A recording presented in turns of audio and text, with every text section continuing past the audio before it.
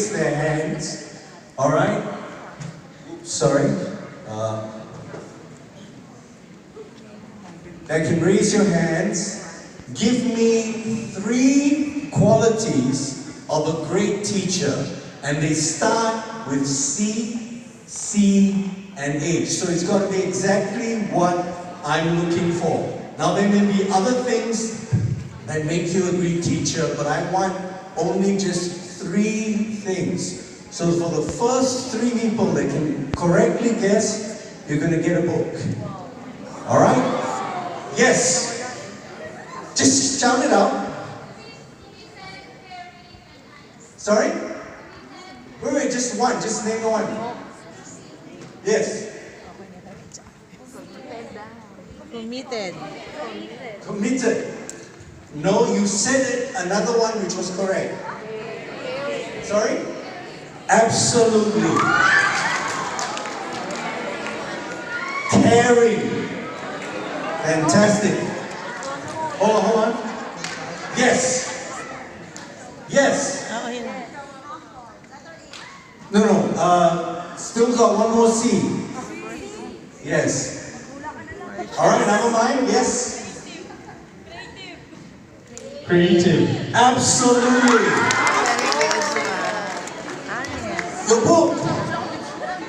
You gotta come get it quick. You don't come, I give it to someone else. Fantastic. And the last one, alright. She deserves a charge, yes. Yes, the letter H. No. Yes. No. Yes. Humble. No. Yes. No. Yes. No.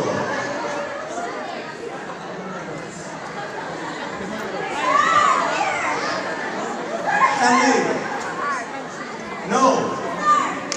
Yes. Yes, that's true, but not what I'm looking for. Yes. No. Humorous. Absolutely. Humorous. Thank you.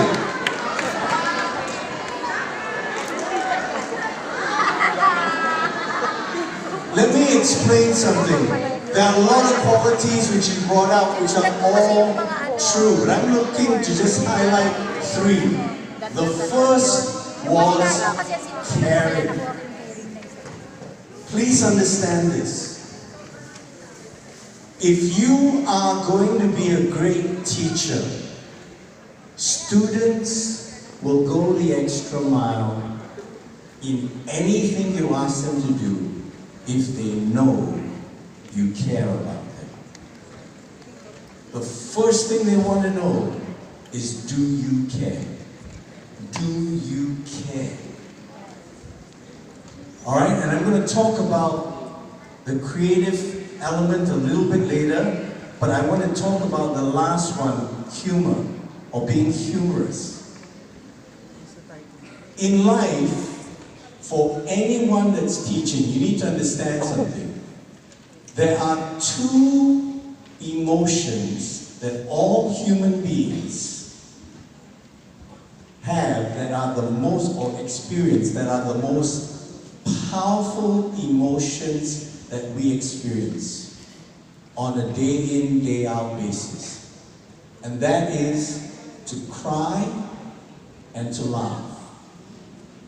The moment you cry, you will remember the times that you've cried in your life. The moment you laugh, I mean, I'm not talking about I'm talking about a real laughter. You will also remember the times that you laughed until you cried. Because of that emotion, it sizzles and creates a memory in your mind and in your heart. and you never forget the message that was being delivered. So it's important for you to have these three elements. Now, perceptions and assumptions. Perceptions and assumptions are very important in educating people. If you have certain predetermined assumptions or perceptions, it affects how you teach people. In the United States, they did an experiment, a true experiment, in a high school. They took two teachers from two different classes. For the first teacher, they briefed the teacher and said to her, "You're going to be given a class, and this class is the worst class in the school. The students are poor, they are slow to learn, they have not done well, and they are not expected to do well. Just do your best." The second class, with a different teacher, the teacher was briefed that your students are literally the best students in the school. They are brilliant. Some of them may be geniuses. You have the best, smartest, most intelligent students in your class. They are expected to hit the top results. This was not true for both classes. The statements given to the teacher was not true for both classes. But they told the teachers that and gave them this as a premise. And because of what was said, the teachers taught the two classes with this assumption, with this perception. And at the end of that semester, the first class, where the teacher was told it was the worst class, did the worst. The second class, who in reality was actually the worst class based on results from the previous year, became the best class that semester in that school. Why? Why? Because they thought the class thinking that was true, and it affected how they behaved towards them, how they taught them, how they believed in them, and therefore what results came about. So I want you all to understand how important, how powerful our perceptions and assumptions are. One of the most important things that you and I have to say, if you think you can, you're right, you can. If you think you can't, you're right, you can't. It all starts with how you think. Imagine if you told a student, you are going to fail, you are going to become good for nothing or a road sweeper, versus if you told your student, you are going to be the next Steve Jobs. You are going to be the CEO of a company. Those words will sink in and have an impact.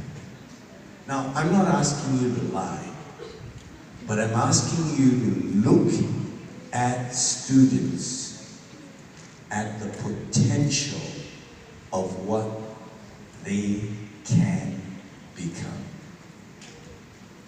You need to look at them in the correct manner. Every single one of you, how many of you have a brain? Only 12 hands went up. I'm very worried about this class.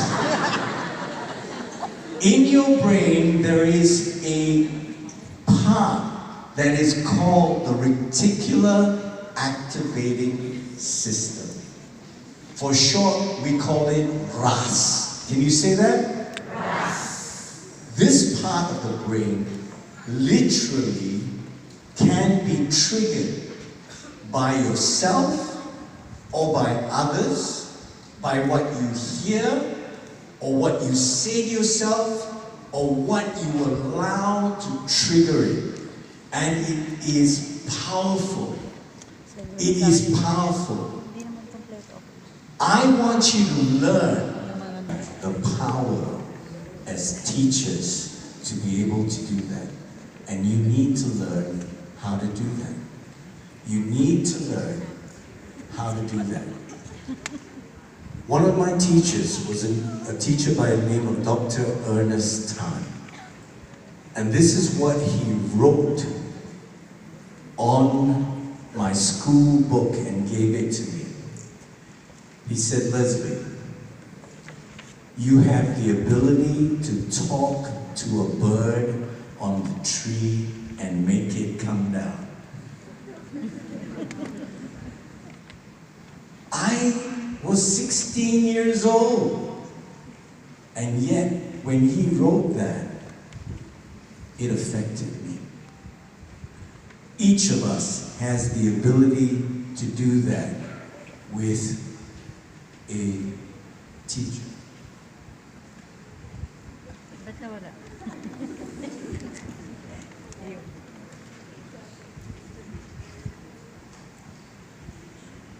Many of you may know about VAK. Many of you may know about VAK.